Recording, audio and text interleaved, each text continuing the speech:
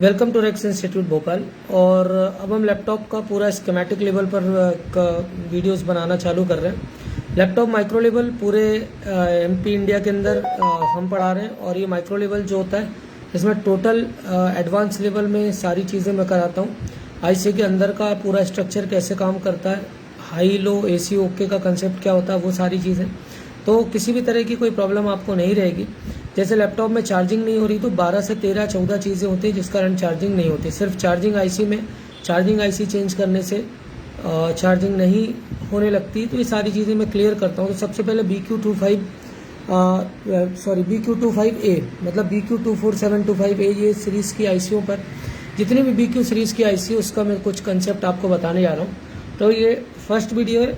इसके अलावा कम से कम चार्जिंग आईसी पर कम से कम कुछ नहीं तो 15 से 20-30 वीडियो जब बनेंगे तब जाकर चार्जिंग आईसी कंप्लीट होगी। इसमें BQ सीरीज़ है, ISL है, मैग्जिम है, OZ है। तो इस तरह की सारी चीज़ें मैं क्लियर कराऊंगा किस तरह से काम होता है, कैसे चीज़ें होती हैं। तो चलते हैं वीडियो पे। और ये वीडियो जो है, अब ये वीडियोस जितने वीडियोस होंगे यूट्यूब पे लाइव होंगे, करीब करीब 1 घंटे 1.5 घंटे 2 घंटे के वीडियो हुआ करेंगे। तो आप चाहें तो आप वीडियोस खरीद भी सकते हैं। बाकी कुछ वीडियोस मैं ऐसे कर दे रहा हूँ ताकि जिनके पास कुछ पैसों की दिक्कत हो तो वो इस वीडियो से भी पढ़ सकते हैं, क्योंकि दिल्ली बॉम्बे इधर उधर जाना, पैसा खर्च करना बहुत महंगा है। तो इसलिए मैं कुछ चीज़ें जो बहुत परेशान लोग हैं उनके लिए कुछ चीज़ें अब वीडियो में डालने जा रहा हूँ। तो सबसे पहले देखिए BQ सीरीज 24725A की जो आईसी है ये BQ सीरीज है। और BQ सीरीज की जो आईसियाँ आती हैं नॉर्मली 20 पिन की, 28 पिन की, 32 पिन, या तो 20 की होगी, 32 की होगी, 28 की होगी। ये चीज़ आपको ध्यान रखना है। तो अब आप इसमें आप देखेंगे तो मैं कुछ चीज़ें फिक्स बता देता हूँ कि क्या क्या चेक करना और क्या क्या आपको स्टेप्स में चलना होता है इसमें। तो आप देख पा रहे होंगे यहाँ पर एक डॉट है और आपको इस तरह से इसमें आपको एंटी क्लॉकवाइज इसमें क्या करना है, रीडिंग करनी होती है। 1 2 3 4 5 6 7 8 9 10 11 12 13 14 15 16 17 18 19 20।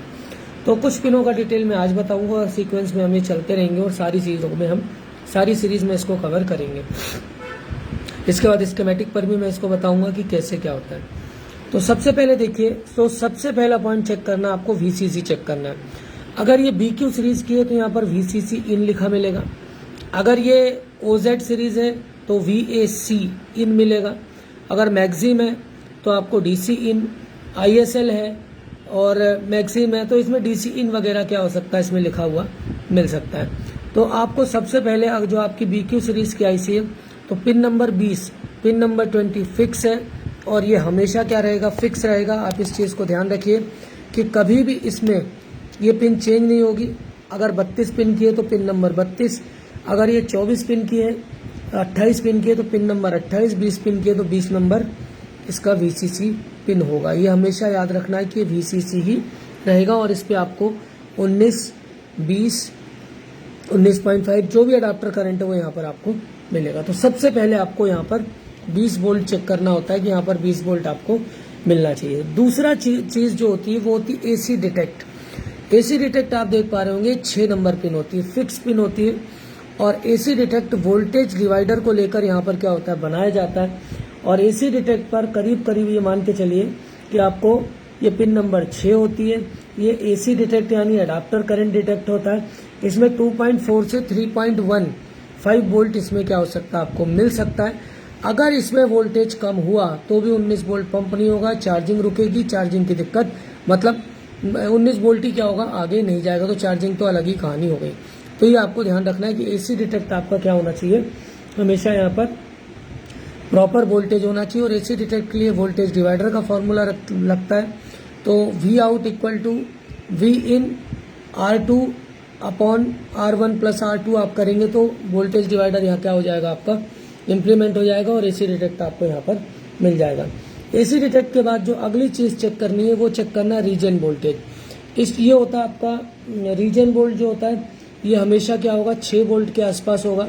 इसको रीजन भी बोलेंगे, LDO भी बोलेंगे और VDDP।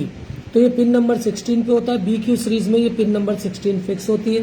रीजन वोल्टेज को BQ सीरीज रीजन बोलता है, मैक्सिम LDO बोलता है और ISL VDDP VDDP ऐसा कुछ भी बोल सकता है। ये स्कीमेटिक में क्लियर लिखा होता है। तो आपको सीक्वेंस याद रखना है 20 नंबर। 20 नंबर के बाद आपको क्या चेक करना है, एसी डिटेक्ट 6 नंबर, और फिर क्या चेक करना है, रीजन वोल्ट 16 नंबर। 3 चीज़ आपको यहाँ पर ज़रूर चेक करना है।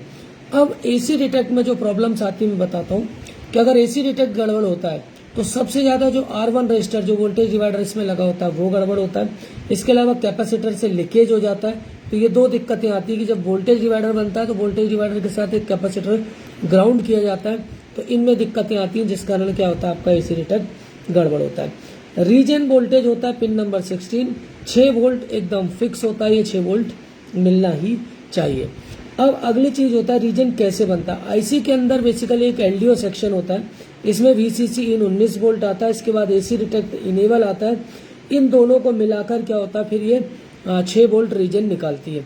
अगर रीजन 6 वोल्ट निकल रहा है तो वीसीसी ओके है और एसी डिटेक्ट ओके, तभी 6 वोल्ट बन रहा है। तो 2 चीज आप हमेशा याद रखिए कि अगर रीजन वोल्ट आपको 6 वोल्ट मिल गया है तो वीसीसी आपका ओके होगा और एसी डिटेक्ट, एसी डेट, एसी डीईटी लिखा है, एसी डिटेक्ट होता है।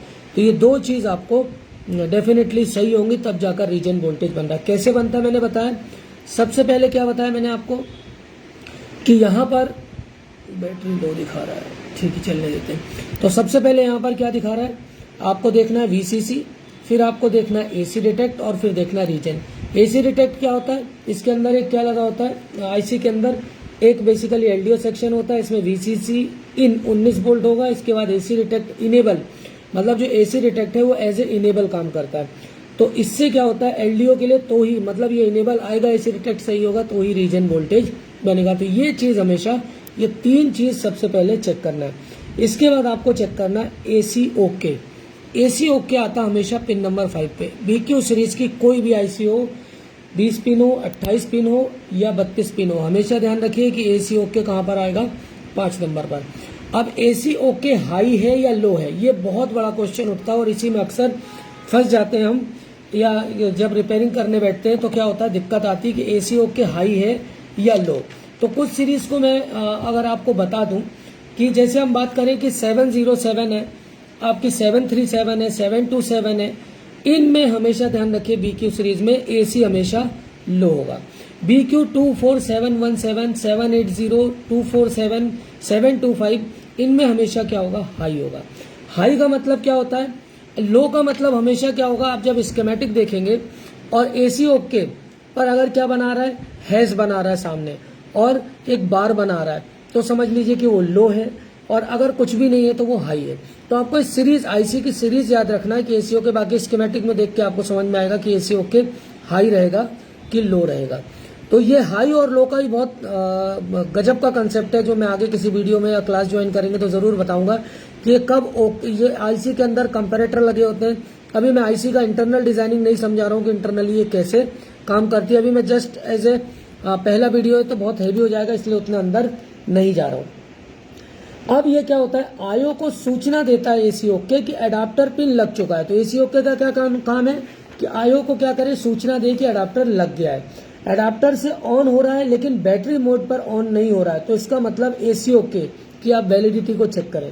मतलब एडाप्टर से ऑन हो रहा है लेकिन बैटरी से ऑन नहीं हो रहा है, तो आपको ये वैलिडिटी जरूर चेक करना है कि एसी ओके की जो रिक्वायरमेंट है वो पूरी हो रही है या नहीं, हाई या लो जो भी है उसको आपको देखना है। एडाप्टर सही से नहीं चल रहा है लेकिन बैटरी सही से चल रहा है, तो भी यही स्टेप्स आपको फॉलो करने हैं। मैंने क्या कहा, चार्जिंग के लिए आप low drive, high drive, battery drive और पल्स विथ मॉड्यूलेशन सेक्शन तो भी चेक करना, वो करेंगे, लेकिन इससे पहले आपको ये सब चीजें भी चेक करना है।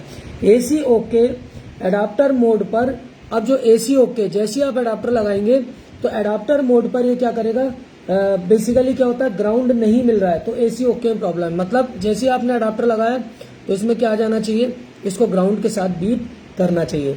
अदरवाइज क्या एसी ओके में क्या है, प्रॉब्लम है। तो आपको मैंने 4 चीजें बताई। सबसे पहले आपको वीसीसी आपको चेक करना है, फिर एसी डिटेक्ट चेक करना है, फिर रीजन चेक करना है और फिर AC okay. AC okay high या लो ये स्कीमेटिक पर डिपेंड करेगा, और एसी ओके हमेशा जब एडाप्टर मोड पे होगा तो ग्राउंड से क्या कर सकता है, बीट कर सकता है। इसके अलावा अभी मैं सिर्फ इस आईसी का इंटरनल डिजाइनिंग समझा रहा हूँ, अभी मैं इंटरनल डिजाइनिंग बोल रहा हूँ, अभी मैं सिर्फ आईसी की बेसिक रिक्वायरमेंट समझा रहा हूँ। अभी मैंने primary MOSFET, secondary MOSFET, discharging MOSFET और जो चार्जिंग मॉसफेट लगे होते हैं, मतलब 1 2 3 4 5, ये 5 मॉसफेटों पर अभी बात नहीं कर रहा हूँ। अभी मैं सिर्फ इस आईसी की बात कर रहा हूँ, वो भी BQ सीरीज की। इसके अलावा ISL आती है, इसके अलावा मैक्सिम आती है और OZ आती है, और इन सब सीरीजों पर हम धीरे धीरे क्या करेंगे, आगे आएंगे। अब अगर हम बात करें कि अब हमें VCC मिल गया, AC डिटेक्ट मिल गया, रीजन मिल गया, अब आपका क्या होना चाहिए फिर AC ओके। तो AC ओके हाई या लो का कंसेप्ट मैं अगले वीडियो में पूरा AC ओके क्या होता है इस पर पूरा बहुत अच्छे तरीके से बताऊंगा। तो इतनी चीजें आपको इसमें चेक करनी। इसके अलावा बूट और फेस, ये जो बूट और फेस दिख रहा होगा आपको, ये फेस है, और इसके अलावा जो बूट होता है इसमें भी आपको क्या हो सकता है, 6 वोल्ट के आसपास क्या होना चाहिए, मिलना चाहिए। तो ये देख रहे होंगे आप फेस, ये आपको फेस दिख रहा होगा।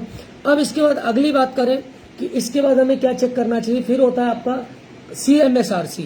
CMSRC का जो कंसेप्ट है वो ये ऐसा कंसेप्ट है कि फर्स्ट और सेकंड मॉसफेट का गेट जब इनेबल हो जाता है तो CMSRC बैटरी ड्राइव को डिसेबल करता है। इसको क्या करता है, ये डिसेबल कर देता है, ताकि एडाप्टर मोड पर क्या हो सके, सारा जो लैपटॉप है वो काम करना चालू कर सके। तो CMSRC बेसिकली क्या होता है, कॉमन सोर्स होता है, ठीक है, कॉमन सोर्स। तो ये क्या करता है, इस पर हमेशा आपको क्या होगा, 19 वोल्ट के आसपास वोल्ट मिलेगा। तो ये क्या करता है कि जैसे गेट प्राइमरी मॉसफेट और सेकेंडरी मॉसफेट के क्या हो जाते हैं, चालू हो जाते हैं, तो बैटरी ड्राइव को डिसेबल करता है ताकि वोल्ट इन सप्लाई चालू हो जाए और बैटरी ड्राइव बंद हो जाए। तो ये CMSRC का ये कंसेप्ट है।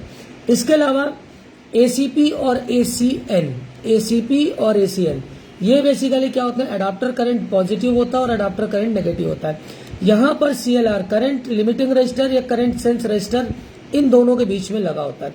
कभी भी ये जो जो करंट सेंस रजिस्टर है इसको निकाल के जंपर नहीं करें, अदरवाइज आपका लैपटॉप बंद हो जाएगा। ये क्या होता है, अडाप्टर करंट पॉजिटिव और अडाप्टर करंट नेगेटिव, इन दोनों के बीच कितने फ्लो हो रहा है इलेक्ट्रॉन्स का, उसका एम्पियर को क्या करता है, मेजर करता है। अगर उसमें ऊपर नीचे है तो ये आईसी क्या करती है, प्रोटेक्शन मोड में डालती है। तो कभी भी करंट सेंस रजिस्टर या करंट लिमिटिंग रजिस्टर को हटाकर आपको क्या नहीं करना है, जंपर नहीं मारना है। तो ये आपको ध्यान रखना है इतनी चीजें कि ACP ACN से पहले, यहाँ पर आने से बहुत पहले आपको वो 4 चीजें चेक करनी है। इसके अलावा SDA, serial data, serial clock, SRN, SRP, negative sense line for charge current sense, SRP, positive sense line for the charge current sense register, low drive, high drive, battery drive, I out, ILIM, VTST, और ये अगर 20 pin की है तो इसमें 21वां ground padding के लिए होता है। तो ये 21 पिन की टोटल मानी जाती है। तो इस तरह से आपको ये सारी चीजें मैं अगले में जो चार्जिंग के बारे में बताऊंगा, तो चार्जिंग सेक्शन कैसे काम करता है उसके बारे में बताऊंगा।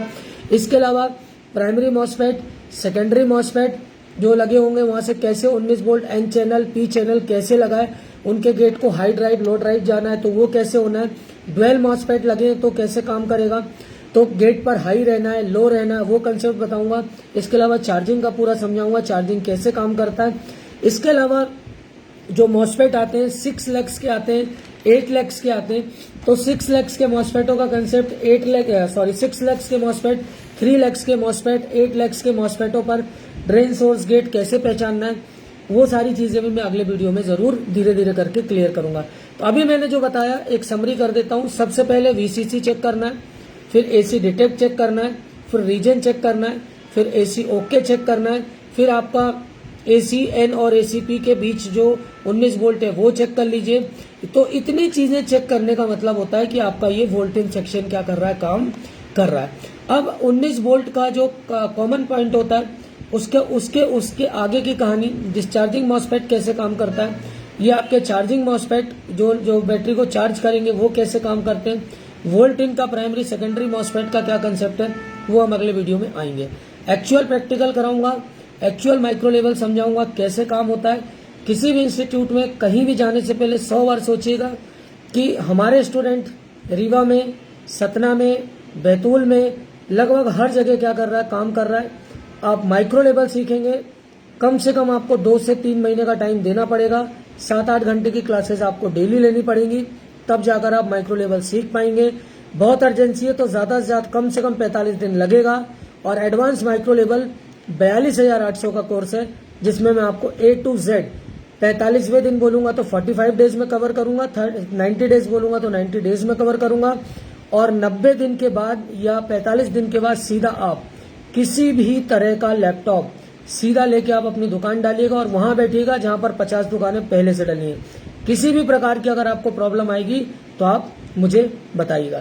तो ये आपको मैंने पूरा charging section charging IC BQ series की जो थी उसके बारे में थोड़ा सा आइडिया दिया, AC ओके के बारे में आइडिया दिया। इसके अलावा हम जो PSL है, पावर स्विच लॉजिक है, उसके बारे में भी हम बात करेंगे आगे, कितने तरह से कैसे होता है PSL लॉजिक क्या है उसके बारे में भी समझाऊंगा। इसके अलावा SLP3, SLP4, SLP5 सिग्नल्स क्या होते हैं उसके बारे में भी हम बात करेंगे। फिर हम LVDS पिनों पर बात करेंगे कि LVDS जो पिनें होती है, कभी कभी हम ये पैनल को बदलते रहते हैं तो भी लाइट नहीं आती, तो 30 पिन का है, 40 पिन का है। तो उसमें जो 30 पिन के होते हैं तो बैकलाइट पावर जैसे 26, 27, 28 पे आता है, backlight power button 23 number, backlight enable 22 number pin पे आता है। तो उन पिनों पर हम कैसे जंपर मारेंगे कि हमारी बैकलाइट जलने लगे। अगर 40 पिन्स का है तो बैकलाइट इनेबल 36वें नंबर पिन पे आता है, तो उस पर मैं आगे बात करूंगा कि किस तरह से आपको काम करना है। तो एक्चुअल लैपटॉप रिपेयरिंग सीखना है, कहीं आप परेशान नहीं हो, दिल्ली बॉम्बे 3 मंथ्स का टाइम मुझे दें, A to Z laptop repairing आपको टोटल एक एक पुर्जा सारी चीजें क्लियर कराऊंगा। कार्ड लेवल में हिंचेस हो गए, पैनल चेंज करना हो गया, हार्ड डिस्क चेंज करना हो गया, 1 हफ्ते में करा देता हूँ। इंस्टॉलेशन सब वन वीक में सारा हो जाता है। फिर हम चिप लेवल चालू करते हैं और पूरा चिप लेवल डिटेल के साथ हम आपको जब तक क्लियर नहीं हो जाता तब तक आपको कराते हैं। इसके अलावा लाइफ टाइम एडमिशन होता है आपका। ये आपको चीजें मैं क्लियर करा रहा था। तो रीजन आपको समझ में आ गया होगा, ACN ACP समझ में आ गया होगा, VCC समझ में आ गया होगा।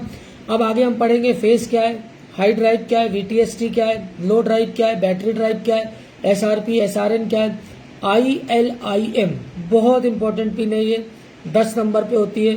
इस पे 1 वोल्ट से नीचे वोल्ट आना चाहिए, अदरवाइज का प्रॉब्लम आएगी वो बताऊंगा। SDA SCL ये बहुत इंपॉर्टेंट है, बैटरी से रिलेटेड, बैटरी की चार्जिंग से रिलेटेड इन्फॉर्मेशन पूरी इसमें आना और जाना होता है। तो अगर ये SDA SCL अगर किसी में मिसिंग है तो आपको क्या दिक्कत आएगी लैपटॉप में वो आपको बताऊंगा। SDA SCL LDO वोल्टेज से वो 1-2 पुल अप रजिस्टर के थ्रू इस पे 3.3 वोल्ट बनता है, वो कैसे बनता है वो भी हमें आगे समझना पड़ेगा, सीखना पड़ेगा। तो ये चीजें हैं, धीरे धीरे करके चीजें समझ में आएंगी। अदरवाइज क्या लगता है, आप किसी ऐसे इंस्टीट्यूट में चले जाएं जहां सीक्वेंसिंग नहीं है, जहां पर आपको चीजें समझ में नहीं आ रही, तो भी दिक्कत वाला मामला होता है। तो ये BQ सीरीज है। इसके अलावा ISL मैक्सिमम सब ICO पर आगे बात करेंगे। इसके अलावा RTC सेक्शन पर बात करेंगे, रियल टाइम क्लॉक पर वो कैसे काम करता है, उस पे कितने तरह के वोल्टेजेस बनते हैं, उस पे क्रिस्टल 32.768 किलोहर्ट्ज का कैसे काम करता है। जो RTC सेक्शन में RTC RST क्या है, SRTC RST हैश क्या है। इसके अलावा उसमें आपका जो अलग चीजें होती हैं कि RTC VCC नहीं बन रहा है तो क्या प्रॉब्लम आएगी, ये सब चीजें हमें RTC सेक्शन में भी समझनी पड़ेगी, तब जाकर चीजें RTC सेक्शन आपका क्लियर होगा। RTC सेक्शन के बाद जो इम्पोर्टेंट सेक्शन इसमें होता है, तो चार्जिंग सेक्शन बहुत इंपॉर्टेंट है। फिर हम 3-5 सेक्शन को पढ़ेंगे। 3-5 सेक्शन में SLP5 इनेबल का वेट करना है पीछे से कि उसको IO खुद इनेबल निकाल रही है। उसमें LDO 3.3 5 वोल्ट इनेबल आने के बाद कैसे बन रहा है। इसके अलावा जो कॉइल वोल्टेजेस हैं वो कैसे बन रहे हैं, SLP5 इनेबल आने के बाद कि उसको IO खुद इनेबल भेज रही है, वो कॉइल वोल्टेजेस कैसे बनते हैं, कॉइल वोल्टेजेस नहीं बन रहे तो क्या दिक्कत है। LDO 3.3 शॉर्ट है, तो जहां जहां LDO जा रहा है उसको हम पूरा चेक करना सीखेंगे। तो इस तरह से हमें पूरा 3-5 IC को समझना है। उस 3-5 IC का ही बहुत अलग अलग सीक्वेंस होता है। कई बार क्या होता है, 3-5 जो कॉइल वोल्टेज है वो क्या होते हैं, ऑलवेज रहते हैं, कई बार सस्पेंड रहते हैं, कई बार 3-3, कई बार क्या होता है जो आपका 3.3 वोल्ट होता है वो क्या होता है, कॉइल वोल्टेज क्या, कई बार 3.3 वोल्ट इन्हें पहले ही बन जाता है, कई बार 5 पहले बन जाता है, कई बार 3 बाद में बनता है, 5 बाद में बनता है। तो वो सारी चीजें मैं आपको डिटेल में A to Z कराऊंगा। 3-5 सेक्शन कैसे काम करता है। 3-5 सेक्शन के बाद रैम सेक्शन है, CPU सेक्शन है, फिर आपका रोम का सेक्शन है, फिर जो आपके जो रन और सस वोल्ट में कन्वर्जन है मॉसफेट लगा के, 3rd जनरेशन तक मॉसफेट लगता था। आजकल जो हो रहा है वो क्या हो रहा है, आजकल 14 पिन की IC हो गई है जो क्या करती है, तो वो 3-5 के जो वोल्टेज हैं उन्हें रन या सस में बदलने का काम करती है।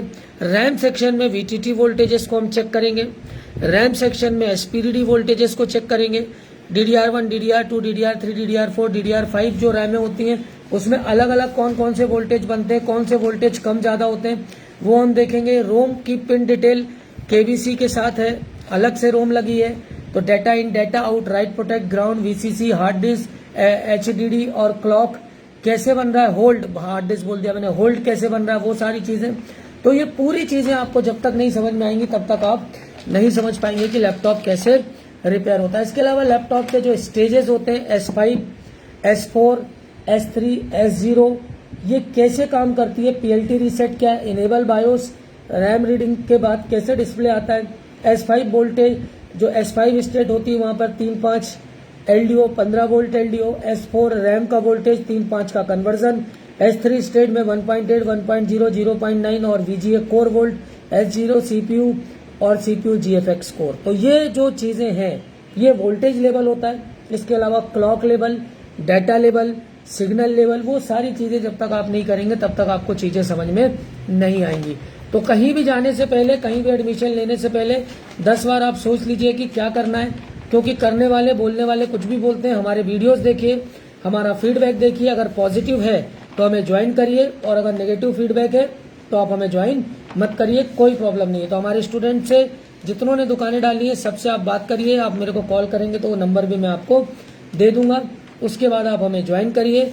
एग्जैक्टली आप दुकान लेके बैठेंगे 45वें दिन बाद, 90 डेज में, ये मेरा कमिटमेंट होता है। और लैपटॉप रिपेयरिंग सीख रहे हैं तो सिर्फ लैपटॉप पे रहें। डेस्कटॉप रिपेयरिंग और लैपटॉप रिपेयरिंग एक फील्ड हो जाती है, उसके साथ आप फ्री जैसी करने जाएंगे तो प्रॉब्लम में आ जाएंगे। तो ये चीज़ें आपको ध्यान रखना है। इसके अलावा जो रैम के वोल्टेजेस होते हैं, जैसे आपका DDR1 है, operating voltage 2.5, VTT 1.2, VDD SPD 3.3। इसके अलावा ही बहुत सारे वोल्टेजेस होते हैं।